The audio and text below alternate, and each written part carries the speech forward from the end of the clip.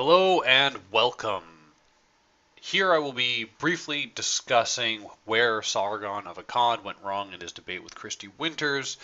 On the screen in front of you, you see Mr. Sargon himself lounge back in his chair, going over how he feels that he could have done much better in the debate. The strange part is he goes into ways he thinks he could have done better, but misses the point entirely. It's a really challenging debate to listen to, not because of the voices, not because of the inherently the way the arguments are being made. It's how it was being handled. I will get to that in a minute here, but I want to just really emphasize the starting point in this first minute here.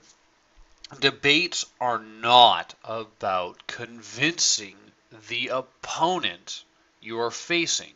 If you ever go into a debate with the belief that you need to convince your opponent, you will never win the debate.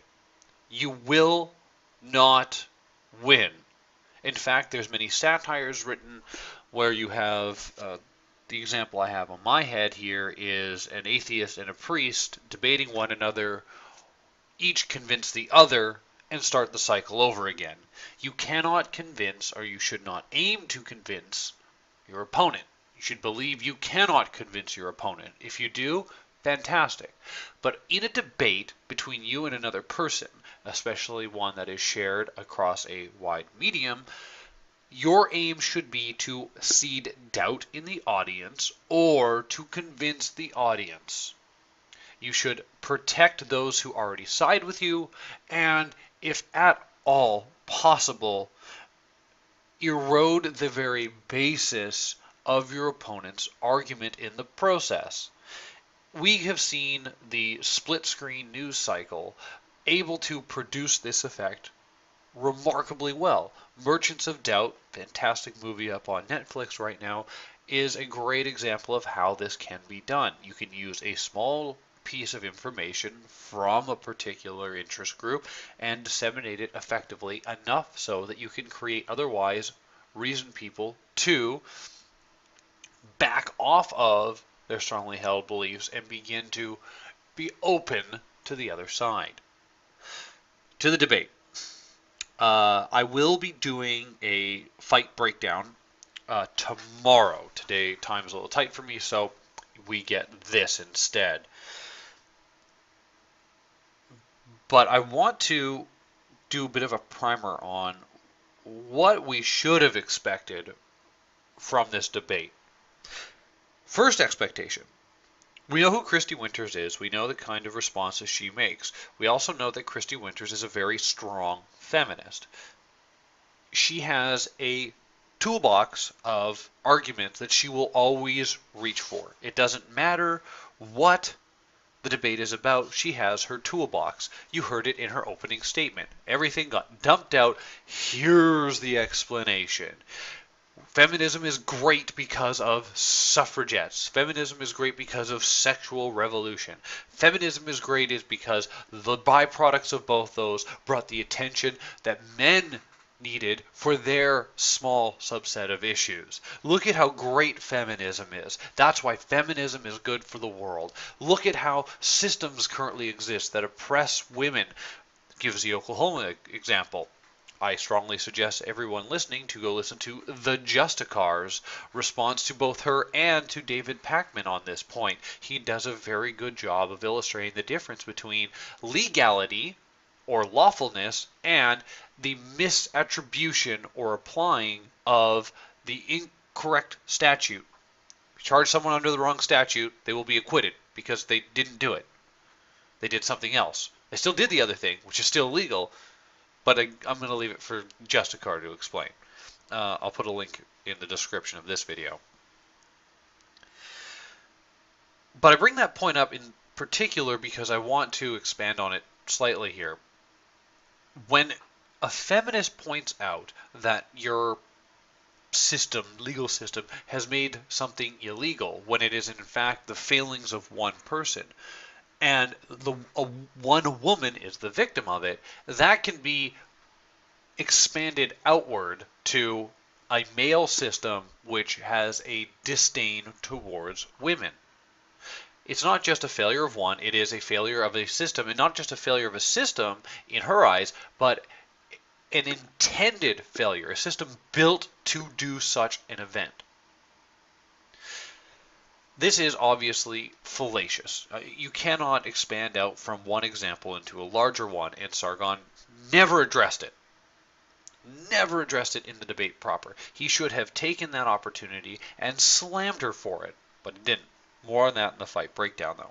But I want to emphasize the failure of her own logic here, because if you were to take a feminist who has failed, most of my cohort that looks at the failures of feminists and who, in other words, uphold more of an egalitarian worldview, do not expand it out from not just that feminist, but to all feminists, and more importantly, all women.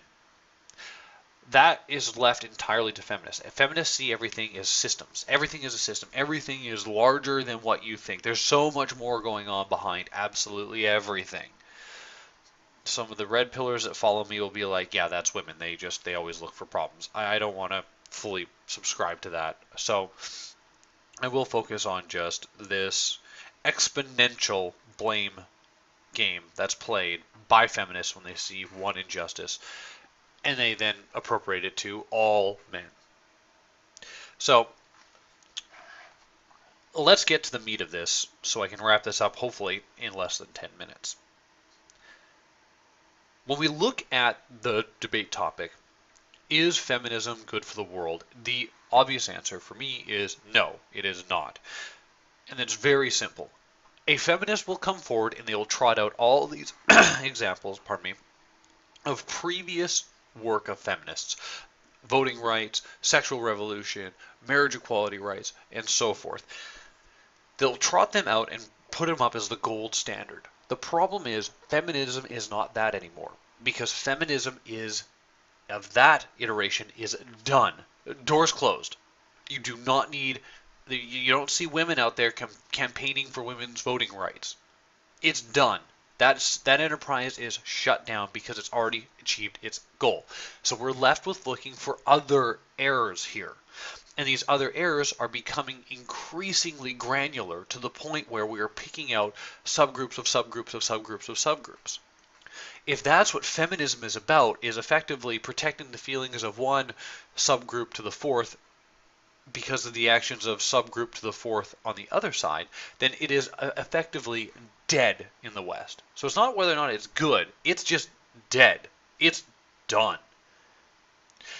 But they keep holding up the corpses of previous feminists and feminist accomplishments, saying, look at how great it is.